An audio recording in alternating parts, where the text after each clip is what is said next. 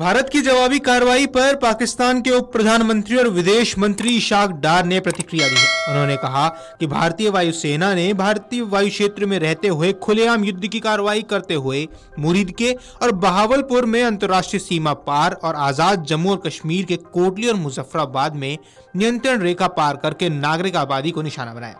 उन्होंने कहा कि स्टैंड ऑफ हथियारों का इस्तेमाल करके पाकिस्तान की संप्रभुता का उल्लंघन किया गया है। भारत की कार्रवाई को आक्रामक बताते हुए उन्होंने कबूल किया कि इसमें महिलाओं और बच्चों सहित कई नागरिक मारे गए हैं। इस आक्रामक कार्रवाई ने वाणिज्यिक हवाई यातायात को भी गंभीर खतरा पैदा कर दिया है। इशाक डार ने घड़ियाली आंसू बहाते हुए कहा कि हम भारत की कायरतापूर्ण कार्रवाई की कड़ी निंदा करते हैं। यह संयुक्त राष्ट्र चार्टर, अंतर्राष्ट्रीय कानून, अंतर्राज्य संबंधों के स्थापित मानदंडों का घोर उल्लंघन है। डार ने कहा कि भारत की कार्रवाई ने 2 परमाणु सशस्त्र राज्यों को एक बड़े संघर्ष के करीब ला दिया है। सूत्रों ने बताया कि भारतीय सेना द्वारा सफलतापूर्वक निशाना बनाए गए 9 ठिकानों में से 4 पाकिस्तान में और 5 पाकिस्तान के कब्जे वाले कश्मीर में हैं। पाकिस्तान में स्थित ठिकानों में बहावलपुर, मुरीद के और सियालकोट शामिल है। आतंकी शिविरों को निशाना बनाने के लिए विशेष सटीक हथियारों का इस्तेमाल किया गया है। सूत्रों ने यह भी बताया कि तीनों सेनाओं ने संयुक्त रूप से ऑपरेशन को अंजाम दिया। वहीं इस पर अमेरिका में भारतीय दूतावास ने कहा कि उम्मीद थी कि पाकिस्तान आतंकवादियों के खिलाफ कार्रवाई करेगा, लेकिन इसके बजाय उसने इनकार कर दिया। इसके बाद भारत की कार्रवाई नपीतुली, जिम्मेदाराना और गैर बढ़ावा देने वाली प्रकृति की थी। पाकिस्तान की कमर तोड़ने के लिए भारत ने अपने बड़े एक्शन प्लान को अंजाम दिया। भारत ने बड़ा कदम उठाते हुए पाकिस्तान पर एयर स्ट्राइक की। खबरों की माने तो पहलगाम हमले को लेकर जारी तनाव के बीच भारत का कड़ा कदम माना जा रहा है। भारत ने पाकिस्तान और पाकिस्तान के कब्जे वाले जम्मू कश्मीर में आतंकी ठिकानों पर एयर स्ट्राइक की है।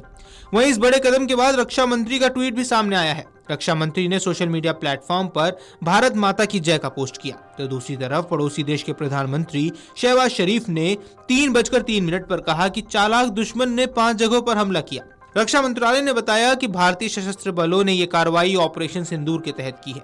रक्षा मंत्रालय ने कहा कि भारतीय बलों ने उन आतंकवादी ढांचों को निशाना बनाया जहां से भारत के खिलाफ आतंकवादी हमलों की योजना बनाई गई और उन्हें निर्देशित किया गया था।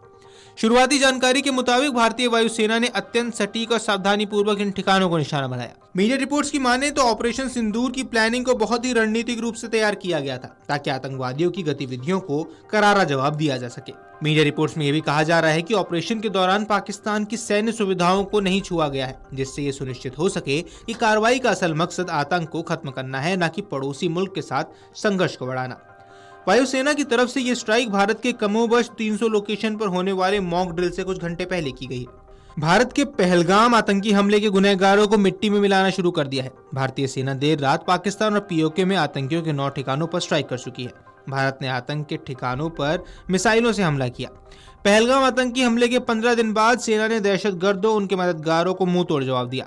भारत ने जम्मू कश्मीर के पहलगाम में हुए आतंकी हमले का बदला ले लिया है। पड़ोसी से जारी तनाव के बीच भारत ने पाकिस्तान के कब्जे वाले कश्मीर में 9 आतंकी ठिकानों को मिसाइलें से दाग दिया। पहलगाम आतंकी हमले के 15 दिन बाद भारत ने आतंकियों को आखिरकार मिट्टी में मिला दिया है। जानकारी के मुताबिक भारत ने पाकिस्तान और पाकिस्तान के कब्जे वाले कश्मीर में आतंकी ठिकानों पर एयर स्ट्राइक की। भारतीय सशस्त्र बलों ने इस ऑपरेशन को ऑपरेशन सिंदूर नाम दिया। रक्षा मंत्रालय ने बताया कि भारतीय बलों ने उन आतंकवादी ढांचों को निशाना बनाया जहां से भारत के खिलाफ आतंकवादी हमलों की योजना बनाई गई और उन्हें निर्देशित किया जाता है। कुल मिलाकर 9 जगहों को निशाना बनाया गया था। हमारी कार्रवाई केंद्रित, पहले से तय और प्रकृति में गैर उग्र रही। किसी पाकिस्तानी सैन्य सुविधा को निशाना नहीं बनाया गया है। मंत्रालय ने कहा कि भारत ने टारगेट के चयन और हमले के तरीके में काफी संयम दिखाया। ये कदम पहलगाम में हुए बर्बर आतंकवादी हमले के मद्देनजर उठाए गए हैं, जिसमें 25 भारतीयों की और एक नेपाली नागरिक की हत्या कर दी गई थी। वीडियो डेस्क अमरुजाला.com। अगर आप ये वीडियो YouTube पर देख रहे हैं तो हमारे चैनल को सब्सक्राइब कर बेल आइकन दबाएं और Facebook पर देख रहे हैं तो हमारे पेज को लाइक करें। 8 मिलियन प्लस सब्सक्राइबर, आपके इस भरोसे के लिए बहुत धन्यवाद।